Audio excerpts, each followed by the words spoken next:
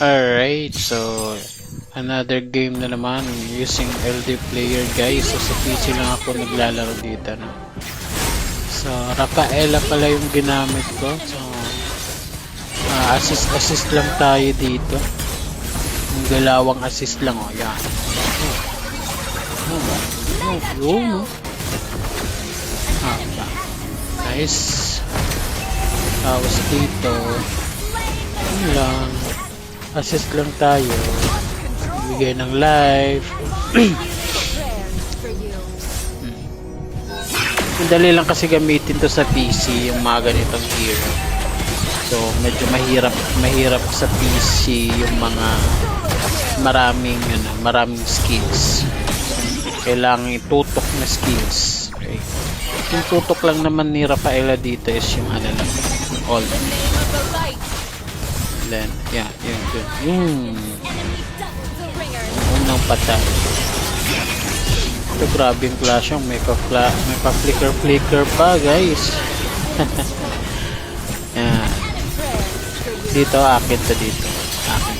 Yung. Nakalimutan ko pala may ano pala siya. Pwede pala siyang bumuhay ng mga fallen allies. Kalimutan ko yan. So, yan. Ayun, no. Hindi ko na buhay si Moss. Si Gord. Yan. Madali pala to siyang gamitin eh. Si Rafaela. Oh, yung first niya slow tapos damage. So ako yung makakapatay dyan. Kaya yun.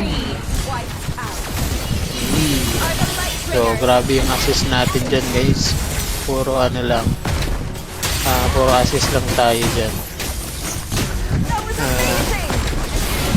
So sa mga players, no, kahit assist lang yan, counted pa rin yan as points ng mechanics ng game ng ML. So equivalent siya sa points. So kahit hindi ka killer pero marami kang assist, i-average pa rin niya. Kaya naging MVP pa rin dito si Rafaela. Yan. There you go.